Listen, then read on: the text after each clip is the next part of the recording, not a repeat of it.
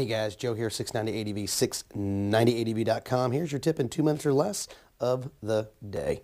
If you're out on the trail and you run yourself into a little pickle or a predicament that basically you run over some cactus or something like that, it's a good idea to pack some of ultralight tire spoons.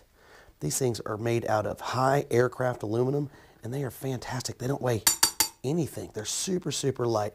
These are made from my KTM.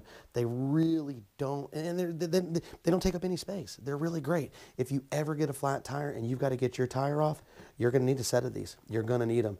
So these are made from my KTM, but they'll also work on other bikes too. There's an insert in here to get that rear axle nut off, but it also works on your front tire as well. These things work really, really well. We will have a segment on actually doing tire changes and stuff, so stay tuned for that. But these right here, inexpensive, down in the description along with all of our stuff. Remember, it helps the channel out, but a set of tire spoons in your gear, fantastic idea. So if that's your tip in 2 minutes or less, you guys have a fantastic day.